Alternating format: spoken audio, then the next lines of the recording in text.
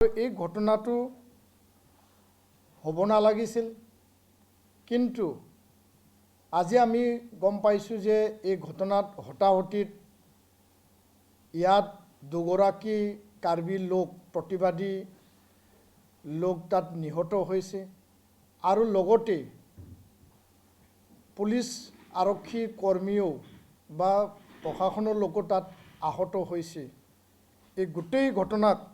নিখিল বড়ো ছাত্ৰ সন্থাই আমি গভীৰ দুখ প্ৰকাশ কৰিছোঁ আৰু দুৰ্ভাগ্যজনক বুলি আমি ক'ব বিচাৰোঁ। ২ নম্বৰ কথাটো হ'ল যে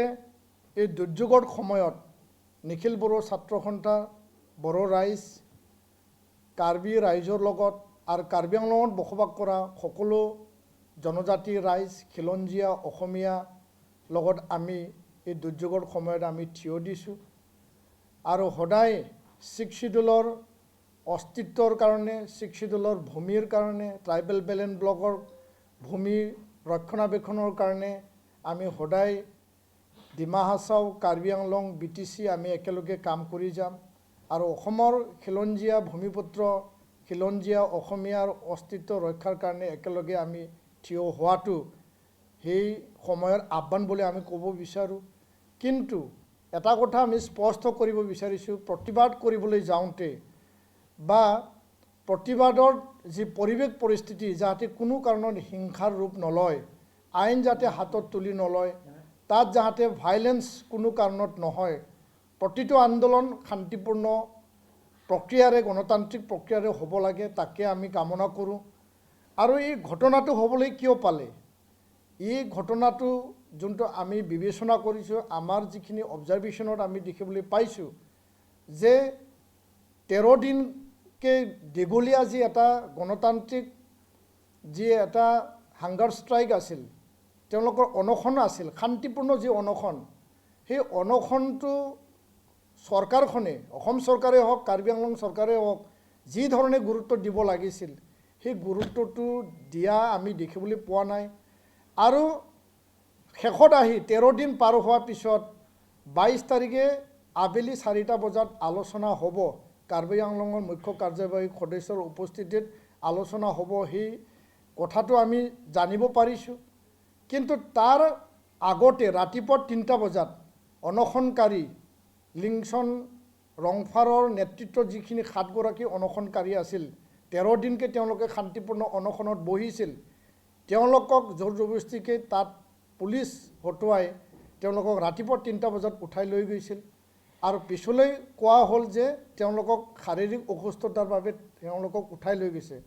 আচলতে এই কথাটো ভুল বুজাবুজি হৈছে আৰু শাৰীৰিক যদি অসুস্থতা আছিল, কি কাৰণত ৰাতিপুৱা 3টা বজাত ততাতৈয়াকৈ তাত মেডিকেল আনি পেলাই তাত নাৰ্ছ ডক্টৰ আনি পেলাই তাক চেলাইন দি পেলাই তেওঁলোকক তাতে ট্ৰিটমেণ্ট কৰিব পাৰিলে হয়, তেওঁলোকক কোনো ভালকৈ কথা নাপাতাকৈ কিয় উঠাই লৈ গ'ল? আৰু ইয়াৰ পৰাই এই যি হিংসাত্মক ঘটনাৰ সূত্ৰপাত ঘটিছে, যোনটো ভুল বুজাবুজিৰ এটা মানে পৰিৱেশ আৰু জবৰদস্তি এই অনশনকাৰীৰ ওপৰত যি প্ৰশাসনৰ যি এটা তেওঁলোকক উঠাই লৈ যোৱা যি পৰিৱেশ, তাৰ পৰাই হোৱা বুলি আমি মানে দেখিবলৈ পাইছোঁ আৰু আমি ক'ব বিচাৰোঁ। আৰু ইয়াৰ কাৰণে যোৱা 2 দিনত যিখিনি ঘটনা হৈ গ'ল, যাহাতে এইটো মানে শান্তিৰ এটা আলোচনাৰ ডাইলগ এমিকেবল নেগচিয়েশ্যনৰ পিনে যাহাতে যায়